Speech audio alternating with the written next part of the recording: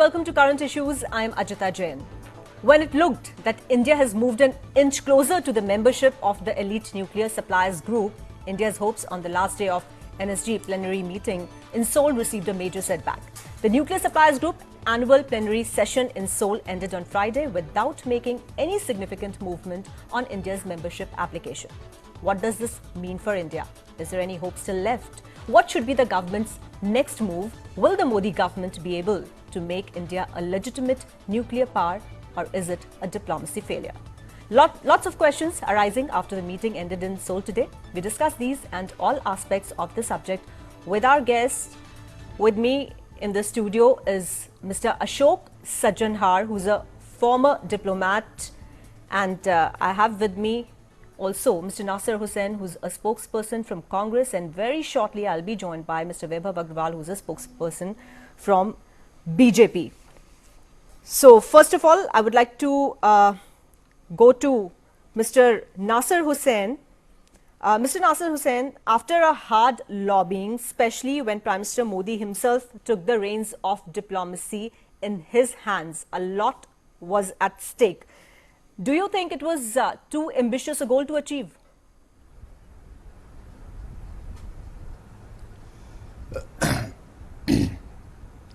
Yeah, we have been seeing hectic lobbying on the part of the Indian government for the past few years to get a membership in NSG. The nation fails to understand today what was the need for the government to make so much of noise, so much of lobbying, so much of going around the world and asking for a seat in NSG, when we already have an arrangement according to which the NSG has given a waiver and a sort of an agreement is there, in which we are already there in that kind of an agreement where we can be on par with the NSG members. See, diplomacy is something which has to be done very quietly. Diplomacy is something which has to be done in a very dignified way. And I personally think that this government doesn't understand what diplomacy is all about. And they have failed terribly in this mission to get us a membership in NSG. And the nation is really shocked by the behavior of this government at the international forums. Okay, I would have wanted to have a reaction of Mr. Vaibhav Agrawal on this, but since he's not there at the moment, Mr. Sajjanhar, you being a diplomat and an ambassador to so many countries from India, you tell me, is it a diplomatic failure, as Mr. Nasir Hussain is saying? With all due respect to the spokesperson, I do not think that it is a diplomatic failure. You know, there are ups and downs in diplomacy, and I would consider this to be a minor hiccup. It's a minor setback. But I think India has conducted itself with great finesse, with great dignity, with great aplomb. And you know what the gentleman said, that India has been going around trying to push forward its case.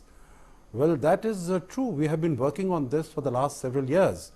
And we would not have pulled out all the stops had it not been for China, who came out openly, aggressively and belligerently to say that it will not allow India to become a member of NSG. Yeah, right. But what Mr. Nasir Hussain is saying, that what was the need of making so much of a noise about it? Why did India... You see, madam, let me tell you that if India had not said anything against it, which would have meant that China is going around with all guns blazing every day, official statements being made that, you know, we are not going to allow, there are problems, it will jeopardize our interest, it will touch a raw nerve in Pakistan, etc., etc.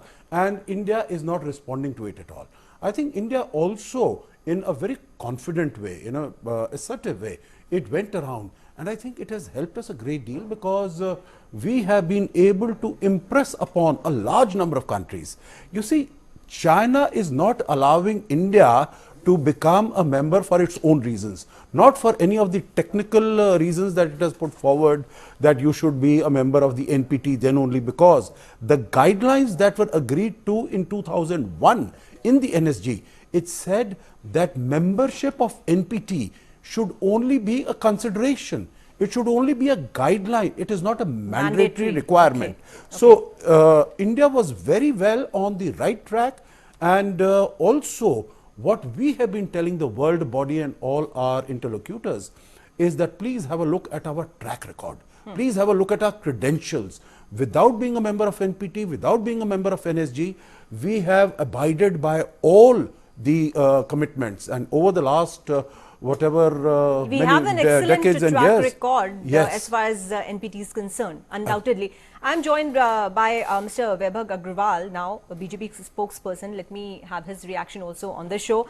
Mr. Vaibhav Agrawal, Mr. Nasir Hussain just accused BJP, saying that it's a complete failure of diplomacy. There was no need to make such a noise as it was made.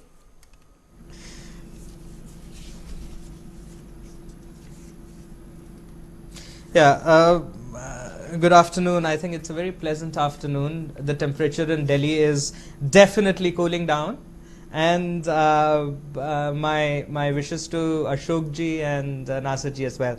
Now, thanks for having me. And I think my first response, and a very candid response to Mr. Nasir Hussain, will be: what does Congress know about signing up on NPT or not NPT, and what does Congress know about international diplomacy, and what does Congress know about becoming a full member of NSG? I don't think they have the credentials to even talk about it. And I'll tell you why am I saying this. Because I have a timeline in front of me, and I would like to take this up.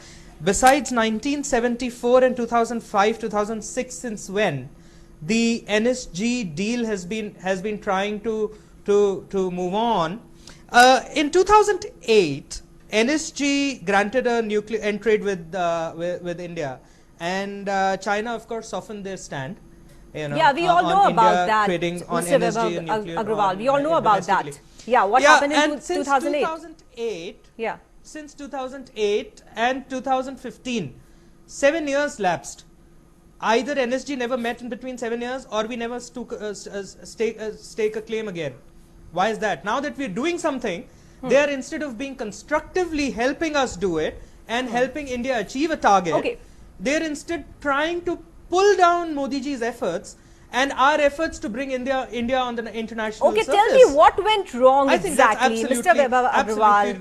Since you spoke about 2008, when India got that historic waiver, everybody knows about it. China opposed even then, but due to White House pushing it hard, we could make it through. Now, 8 years later, the same situation arises, but this time India is not able to pull through. Why? No, I won't agree to you. I think I think it is not about the question of India is not able to pull through. This is speculation, and I won't be a part of speculation at all. I will rather refer here to the realistic view of the entire situation, and the realistic view is that we will look at it when we cross the bridges on Friday probably, and that's also probably. So let's put an end to all the assumptions right now in the situation for the time being. Now let's look at it, whether we are able to pull through it or not, and why we will pull through it, as I am thinking, as why diplomatic channels are all abuzz with India becoming a member and Pakistan's application not even being talked about. Because Pakistan's stake is just a stake, because whatever India has to do, Pakistan has to copy us. So they don't have a choice. They are 1/4, no, 1/5 or 1/6 in the size of India. And they just still want to come and stand next to us, which is not possible. You see, size does matter at the end of the day. Point number one. Point number two, I think I would like to state here that I think in all these years, this is the first time India has become a part of the SCO, where China and India sit shoulder to shoulder. On a lot of fronts, China and India were not sitting on shoulder to shoulder. India, secondly, as we talk, Arunji is in Beijing today. News is abuzz with that for the AIB meeting. India is leading that initiative. This is the first time something like that has happened. We need to see that China is under a lot of duress and pressure. They will cry about it, and I'm sure, and I don't want to speculate here, I'm sure they would have their political calculations in place. Okay. We also have the right to have our own political calculations in place. Right. So you're saying chances So, are still so there I think we will pull through it. There is Okay. no point that we will not pull through. Okay, okay. I will understand from Ashokji why China is playing so difficult, but before that I would go to Mr. Nasir Hussain if he wants to react to this, to what you said. Mr. Nasir Hussain. See, first of all, there's no need for the Congress party to learn anything from the Bharatiya Janata Party or from the NDA government.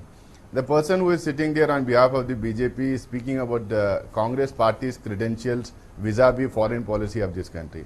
Probably he doesn't understand that the strong diplomatic relations, strong foreign policy, the foundation was laid only by the Congress party in this country. The tallest leaders of this country were from the Congress party. The tallest prime ministers of this country were from the Congress party. I would like to butt in here, and you can say with that not I'm only butting with in, their but the problem is that diplomacy, but because of the personal charm also that they laid the foundation. Please allow me to speak. Please allow me to speak. Mr. Agarwal, please allow me to speak. Okay, Mr. Nasir Hussain, I go didn't ahead. speak when you were speaking. Please. Please. I didn't speak, you were speaking. So don't No, get please, personal. you don't Fine, speak. You don't speak when I let's hear what speak. Mr. Nasir You Hussain don't has speak to when say. I speak. Mr. Vaibhav You don't Agarwal. speak when I Okay. speak. Okay, go ahead. See, intolerance. That was what? Because a party which doesn't have any credentials on foreign policy, which has messed up relationship with Pakistan, messed up relationship with China, messed up relationship with Nepal, and thanks to the Prime Minister Narendra Modi, that all major powers, that is America, that is USA, China and Russia, are pumping money like anything in Pakistan. This is their achievement. This is their achievement. So they let them not speak about our credentials. This is their only because of this government's efforts that all the three major powers are pumping money like anything in China is building in POK. They are pumping money in POK. This is their achievement. So let them not talk about their diplomatic relation or their credentials vis-a-vis foreign policy of this country. Coming to NSG again, probably he doesn't understand that all the 48 countries in NSG have already said no to the membership. My only submission here is, see, Oh, really? diplomatic There are only 7 relations countries are on conducted record. in a very Let me dignified correct you. way. There are only 7 countries on in record international who have forums, doubted it it. is in a Turkey, very crowded, who is Pakistan's all this traditional ally. noise was You not don't have necessary. information. All this You're not chess even thumping prepared was for not it. necessary. All You're this not even begging bowl was prepared not for this necessary debate, Mr. to go to Hussain. the entire world and build up a high drama here. And ultimately what has happened, they have failed in the entire effort. Okay, Ashokji wants to say something. Ashokji. Well, you know, I think that this is stretching the truth when you say that 48 countries are lined up against India. I think, as the Prime Minister told the Chinese President Xi Jinping last evening, there is an emerging consensus towards making India a member of NSG. And let's recognize it. I think it's a matter of pride for India, for all Indians, irrespective of which party you belong to. Now, China is the one that has been leading the charge against India's membership. There are a few other countries, and I think I agree with one of the statements that was made, that the details will become available later. So we will need to analyze it. There might be 1 or 2 other countries who have some technical questions, and let us respond to the technical questions. But the real problem, the real obstacle, bottleneck has been China. And why China? Because China sees India as a competitor, if not necessarily as an adversary, as a competitor. And that is why it does not want India to play a more meaningful and a more decisive role either in regional affairs or in international affairs. Even in SCO, what was mentioned, China delayed India's entry by 5 years, and we have got the entry now. So, you know, this is the first time that India's membership at the NSG is being discussed. We gave in our application only in May last month. So I think there is a long way to go. We have been able to reach out to a large number of countries. We will now come to know what the other countries have said, and we will reach out to them. I think even the External Affairs Minister, Mrs. Sushma Swaraj, had just a few days ago in a press conference, she did not raise hope. She did not make it a matter of prestige, do or die sort of a thing. She said, let us work for it, and we hope hope that during the course of the year, India will be able to But become a Mr. member Ashok of it. Sajanhar, here I would want to understand, since we are comparing two situations, we are comparing 2008 to 2016. Ji. I would like to know, situations were similar, but at that time, US could prevail upon China. This time, it couldn't. So, how do you analyze this situation and what do we infer out of it? Thank you very much. There's a very interesting question and a very important question. You see, 2008 is very different from 2016. That was just around the time that the international economic crisis had started. United States was still a very significant, powerful country in the world. China, in that sense, that was the year when Olympics were held. I think China's real rise, political, military, economic, started from that time. It had been growing, of course, for the last 30 years, but it really started then. So China today is much more powerful, stronger than the United States. But so does it assert China's place as a superpower globally now? No, it does. You see, even in terms of the economy, China might outstrip the United States in a matter of years. It might become the single largest economy in the world. But having said that, you know, India's position also from 2008 till now has become much better. So, you know, we have become more confident. Our economy is the rising economy. We are the third largest economy in terms of purchasing power parity, $8 trillion. So I think countries are looking towards us, towards India, with greater respect, and whatever we say, it means. So that is why when the Prime Minister goes to any country, it was a 4-hour stop in Switzerland. They had opposed India in 2008, but this time they agreed, also Mexico. So I think we have made a lot of progress and some more work needs to be done. So and what about US? Do you think it has lost its image of a big brother and somebody who could not be questioned at one point of time, so that position has declined now because US was constantly backing India's stand for its membership? You know, Ajita, not only the United States, it is also UK, it's also France, it's also Canada, it's also Russia. All of them have said, and a large number of other countries also. President Putin went so far as to say that I'm going to intercede on behalf of India with the Chinese. Now, to respond to your question about the United States, let us recognize the fact that the difference between China and the United States, that has decreased. That has decreased. China has become more powerful. United States has comparatively, you know, the difference is not all that much. That having been said, it needs to be recognized. America still continues to be the major superpower, the biggest superpower. Another reason, you know what, the very interesting question that you posed, another reason is that at that time, relations between China and Russia were good. Today, there is tension. Today, there is stress because of the dispute in the South China Sea. So, at that time, you know, on the last day, President Bush could pick up the telephone and speak to Hu Jintao, the Chinese president, and tell him to sort of vacate the space and let India move forward. Today, the relationship between Obama and Xi Jinping is not such that he can pick up the telephone and speak to him, because the relationship between them is not the best.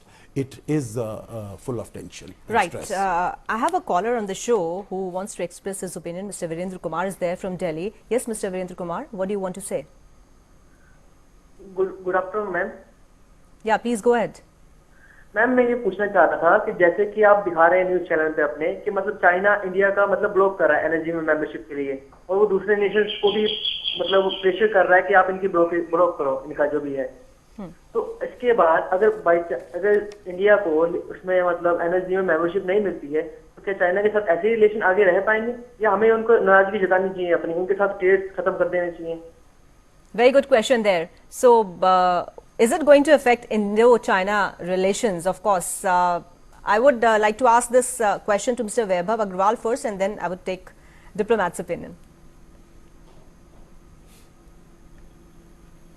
I think Ajita Virendraji has a very good question, and as a proud Indian and a sensible Indian, I would reiterate the fact that these are all diplomatic affairs of international stature, and matters like these do not do not hamper long-term or mid-term goals of diplomatic relations with any countries. There are differences and there are technical differences. There are no whims and fancies involved in such an issue. And if there is something that has to be given to India, India will get it on technical basis, on merits. If there is some whims and fancy that any country or anyone individually would like to foresee it, there is no hampering of India's relations in mid-term and long-term goals. However, in short term, there may be a little slowdown, but I don't foresee, as an Indian citizen and as a leader also, I don't foresee any such problem in the relationship. Right. Mr. Nasir Hussain, what's your take on this? What do you think about it?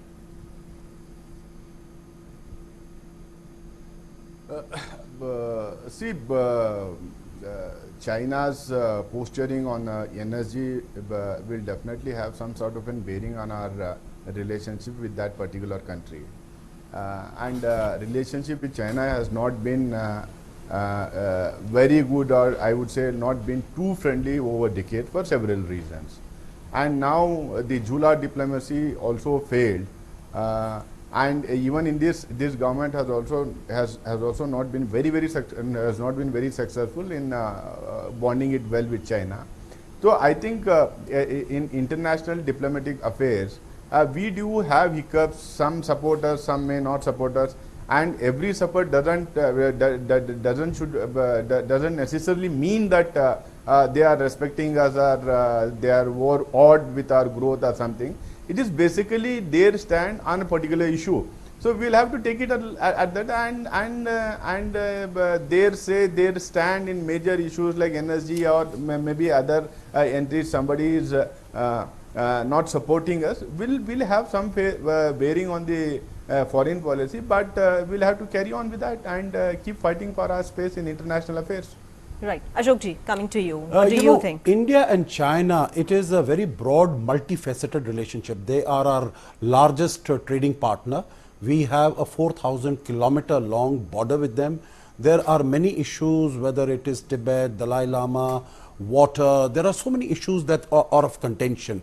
But on the international level, we also collaborate with them, whether it is on global trade talks, WTO, climate change, etc. So it's a very, very multifaceted relationship. That having been said, I think the comment that was made, there is a trust deficit between the two countries. Now this, in my view, was a golden opportunity for China to reduce the trust deficit by warmly welcoming India into the NSG fold, as India has become a member of SCO. You know, on the same day, India becomes a member of SCO, and on the same day, China blocks the entry of India into NSG. I think this was a golden opportunity provided to China to welcome India into the NSG fold and to lessen the trust deficit. But then why did it miss it? No, because I think it wants to maintain or further accentuate its own hegemonic presence, its own hegemonistic role in Asia. You know, China is always saying that we need to have a multipolar world. When India tells it that we also need to have a multipolar Asia, then it does not respond to it. So I think as far as China is concerned also, so the trust deficit, rather than being lessened by this action of China, the trust deficit has further enhanced, further increased. And that, I think, going forward, we will have to keep it at the back of our mind, because, you know, we have not discussed the issue of MTCR, the Missile Technology Control Regime. If you just give me half a quarter of a minute, I'll say, you know, India applied just now, we became a member. China applied in 2004. Its application is still pending because members of MTCR are very wary and anxious about the very dubious record of China. So now India is going to be in MTCR while China is outside the gate, and it is knocking to gain entry. So I think China also needs to realize that there are areas, could be issues in which India could play a very decisive role. Right. Mr. Vaibhav Agrawal was wanting to say something. Yeah, Mr. Agrawal, go ahead. I think Ashok ji does not need to demonstrate the seniority that he comes with, and he has absolutely summed up the entire bit. That rightly said, China had the opportunity to create a bond within Asia and look at India's rising role in the international politics as an influencer. India is no more a backseat player. India is playing right now in the international scenario arena, as I would say, from the front line. India is no more a middle order player. It's an opening batsman in many situations, as we say in cricket. So I think that China should look at a proactive role, and so should our opposition parties, so-called opposition parties in the country. They should take a more proactive role in our constructive approach towards bringing India on the international platform and support the NDA government and all their initiatives. And we are open to criticism, but we should not be able to get pulled down. That's my humble request. So you think we are on the right track, all other parties. Mr. Vaibhav Agrawal? In diplomacy, it is said that what is left unsaid is Absolutely as important as what is said. So do you see this as an open-ended chapter? Okay, so let me give you a short, brief answer to what your question is. It's a brilliant point that you've brought up, and I would rather say it in a connotation format rather than a direct format. India's representative, one of the animals India has is the elephant, and legend has it that the elephant never forgets. India was a tiger and is also becoming an elephant now, and I think that India is on the right track. We are cautiously, quietly moving forward with our strategy internationally. One last comment from you, Mr. Nasser Hussain. We Right, are Mr. Agrawal. cautious at all steps. Right. One last comment from you. See, I think the discussion was only on NSG, but I think the discussion has involved the entire international affairs and diplomacy. I would just like to mention here that India is moving ahead and should move ahead. Diplomatic relation is an ongoing and a continuous process, and definitely whichever government comes in the future will take it on from wherever the government leaves here. One. Two, but one shouldn't forget that this has been, these people or this government is taking it off only because of the hard work that has been put for the past 67 years of diplomatic relation. Fine. One, we would only like to say, because Congress party never criticizes when the Prime Minister is out of the country. But only thing I would like to mention is the Prime Minister and the NDA government should also understand that diplomatic tours are not, or shouldn't be used to criticize the opposition or the upper house here in the home country, outside India or on the foreign side. Okay, fine. Yes, Mr. Ashok. Well, I will say that, you know, this is just the beginning. And I think we made an excellent beginning because, you know, let's keep it in mind that India put forth its application on 12th of May 2016, so just about 1.5 months ago. And so I think that our application has been considered.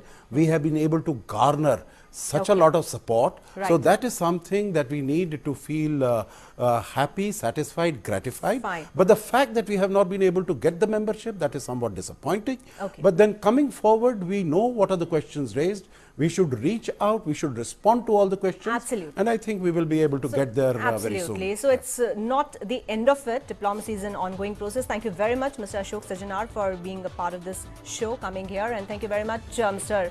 Vaibhav Agrawal, Mr. Nasser Hussain, for joining us. In Current Issues today, do not forget to watch a fresh episode of Current Issues at 6:30 p.m. Till then, bye-bye.